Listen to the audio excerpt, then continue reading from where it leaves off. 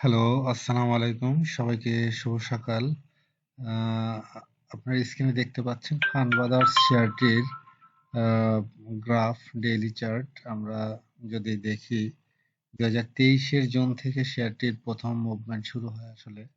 আপনার গ্রাফে দেখতে পাচ্ছেন ক্লিয়ারলি যে ২০২৩ এর জুন থেকেই কিন্তু ভলিউম প্রচুর পরিমাণে বেড়ে যায় এবং প্রাইস মুভমেন্ট কিন্তু শুরু হয়ে যায়। অর্থাৎ ১২ থেকে আমরা দেখতে পাচ্ছি ৳১২ থেকে বেড়ে সেটা অলমোস্ট ৳২৪০ দিকে চলে যায়। অর্থাৎ ২০২৪ এর ফেব্রুয়ারির মধ্যে অর্থাৎ ৮-৯ মাসের মধ্যেই কিন্তু ৳১০ শেয়ার ৳২৪০ মতো উঠে যায় আরকি।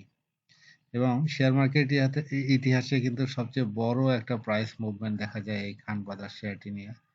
এবং শেয়ারটিতে বড় ধরনের একটা আ বা আমরা বলি যে হয়তো গ্যাম্বলিং হইছে আরকি। শেয়ারটি বড় ধরনের প্রাইস মুভমেন্ট বা গ্যাম্বলিং যাই বলি, শেয়ারটি নিয়ে একটা বড় ধরনের কারসাজিও বলা যায় যে হয়েছে আরকি।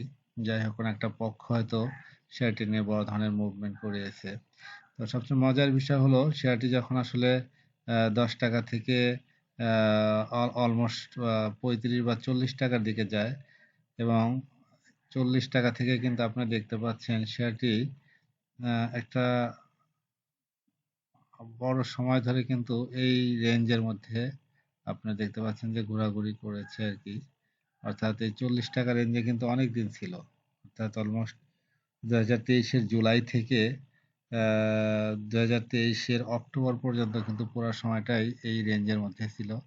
অক্টোবর শেষের দিকে এসে কিন্তু শেয়ারটি এই রেঞ্জ থেকে বের হয়ে এই বক্স থেকে বের হয়ে একদম শার্পলি কিন্তু উপরের দিকে উঠে যায়। এবং শেয়ারটি কিন্তু দেখেন এই পর্যায়ে যখন এখান থেকে যখন বের হয়ে যায় এই বক্স থেকে, তখন কিন্তু শেয়ারের ভলিউম আস্তে, আস্তে কমে যায়। অর্থাৎ এর আগে এই রেঞ্জের মধ্যে শেয়ারটি কিন্তু বড় ধরনের কালেকশন হয়ে যায়। এবং আমরা আরেকটা জিনিস দেখতে পাচ্ছি সেটা হলো আ যে শেয়ারটি যখন টপে উঠে যায়, টপ বলতে আমি বোঝাচ্ছি ২০০ র উপরে যখন উঠে যায়, এই রেঞ্জে কিন্তু আপনারা দেখতে পাচ্ছেন যে এখানেও কিন্তু এসে শেয়ারটি এই রেঞ্জের মধ্যে কিন্তু প্রায় আ আপনারা যদি দেখেন অলমোস্ট অলমোস্ট কিন্তু ২০২৪ এর জানুয়ারি থেকে শুরু করে অলমোস্ট ২০২৪ এর এপ্রিল পর্যন্ত পুরা সময়টাই কিন্তু এই ৳২০০ থেকে ২৪০ এর মধ্যে ঘোরাঘুরি করেছে।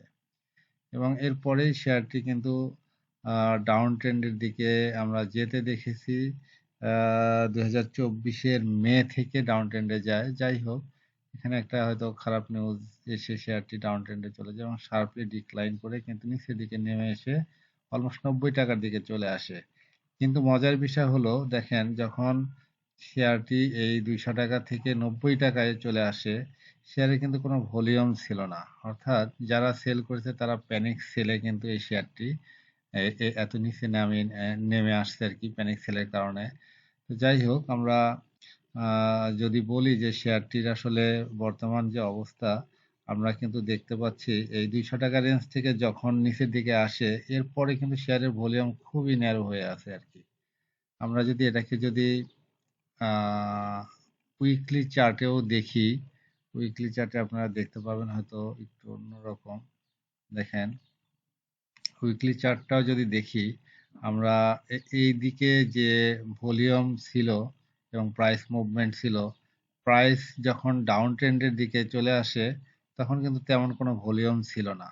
অলমোস্ট আপনারা দেখতে পাচ্ছেন যে এই ৳২০০ রেঞ্জ থেকে অর্থাৎ ২০২৪ এর ফেব্রুয়ারি থেকে শুরু করে আমরা যদি ডাউন ট্রেন্ডের শেষ মাথা ধরি, ২০২৪ এর অগাস্ট পর্যন্ত এই রেঞ্জে কিন্তু তেমন কোনো ভলিউম ছিল না। অর্থাৎ যা ডাউন ট্রেন্ডে আসছে সেটা কিন্তু খুবই আ বা অল্প পরিমাণ শেয়ার এক্সিট নিয়ে নিছে আরকি।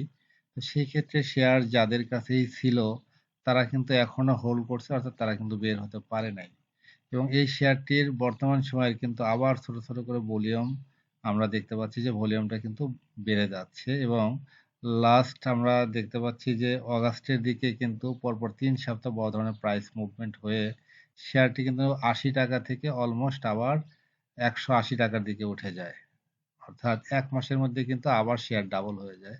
যাক এরপরে শেয়ারটি কিন্তু রিসেন্টলি আমরা দেখতে পাচ্ছি গত ২-৩ মাস শেয়ারটি একটা স্টেবল একটা প্রাইস অর্থাৎ ১০০ থেকে ৳১৫০ মধ্যে আবার ঘোরাঘুরি করছে। এখন আমরা লাস্ট ৩ সপ্তাহ যদি দেখি তাহলে লাস্ট 3 উইকস এর যে প্রাইস চার্ট সেটা কিন্তু অলমোস্ট পজিটিভ দেখতে পাচ্ছি। ভলিউমও কিন্তু মোটামুটি ছোট, ছোট করে বাড়তে দেখা যাচ্ছে।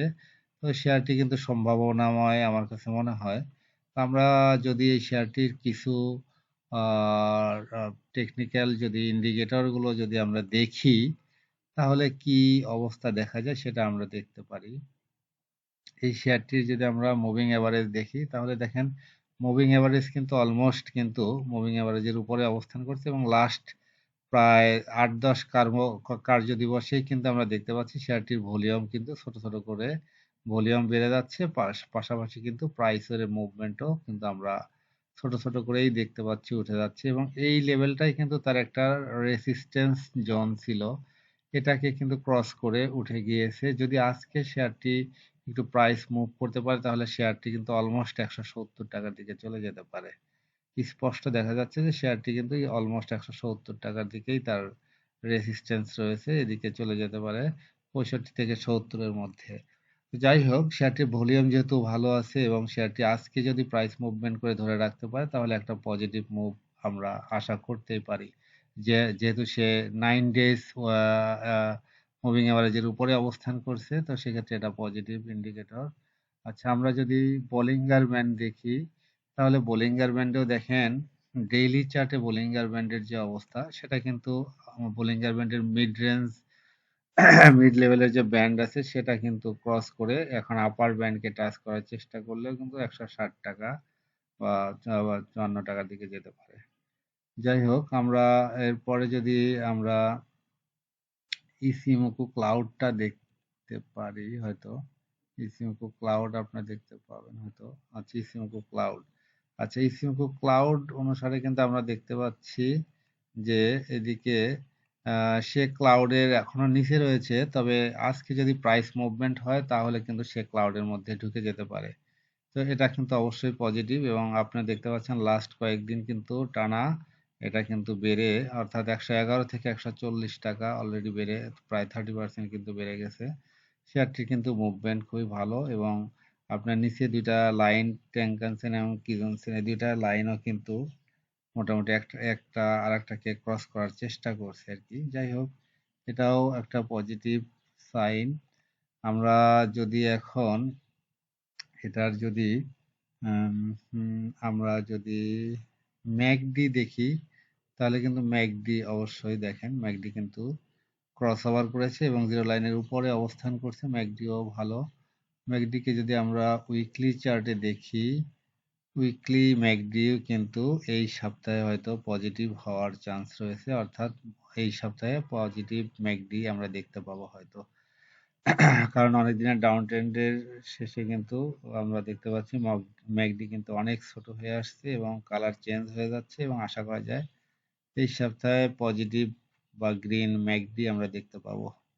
যাই হোক ম্যাকডি মানি ফ্লো আমরা দেখতে পাচ্ছি মানি ফ্লো উইকলিতে মানি ফ্লো আপ ট্রেন্ডে রয়েছে ডেইলিতে যদি আমরা দেখি ডেইলি মানি ফ্লো কিন্তু খুবই হাই খুবই অ্যাগ্রেসিভ মানি ফ্লো এখানে আমরা যেহেতু দেখতে পাচ্ছি যে ভলিউম বেড়ে যাচ্ছে সেহেতু মানি ফ্লো কিন্তু বেড়ে যাচ্ছে যাক মানি ফ্লো বিচারেও এটা ভালো পজিশনে রয়েছে আমরা যদি আরএসআই দেখি ডেইলি আরএসআই আমরা এখন দেখতে পাচ্ছি ৫৩-৫৪ সেক্ষেত্রে আরএসআই খুবই স্ট্যান্ডার্ড লেভেলে রয়েছে আরএসআইটা অবশ্যই ভালো পজিশনে রয়েছে আশা করা যায় তো যাই হোক সর্বোপরি আমরা দেখতে পাচ্ছি যে শেয়ারটির একটা ভালো পজিশন রয়েছে আর ফাইনালি আমরা যদি এটাকে দেখি যে এটার ফাইনাল রেসিস্ট্যান্স আসলে কতদূর ১৭৭ পর্যন্ত রয়েছে আপাতত এটা শেয়ার হয়তো ১৬০-৬৫ দিকে যেতে পারে ফাইনাল রেসিস্ট্যান্স রয়েছে ১৮০ দিকে আসলে এরপরে ১৮০ ক্রস যদি করতে পারে তাহলে সেক্ষেত্রে হয়তো ২১০ এই লেভেলটার দিকে যেতে পারে ডিপেন্ড করবে হয়তো এই সপ্তাহের ভলিউম এবং প্রাইস মুভমেন্টের উপর আশা করা যায় শেয়ারটি ভালো পজিশনে রয়েছে এই আর কি যাই হোক সবাই ভালো থাকবেন ইনশাল্লাহ এটা কোনো সেল বাই নির্দেশনা নয়, আসলে শেয়ারটি নিয়ে একটা টেকনিক্যাল অ্যানালাইসিস মাত্র। যাই হোক, সবাই জেনে ও বুঝে বিনিয়োগ করবেন। সবার জন্য শুভকামনা থাকলো। আর মার্কেট যেহেতু আসলে খুবই একটা টালমাটাল অবস্থায় রয়েছে, সেক্ষেত্রে জেনে বুঝে বিনিয়োগ করাটা অবশ্যই বেটার। কারোর কথায় পরিচিত হয়ে অবশ্যই বিনিয়োগ করবেন না। ইনশাল্লাহ সবার মঙ্গল কামনা করি। সবাই ভালো থাকবেন। সবাইকে ধন্যবাদ।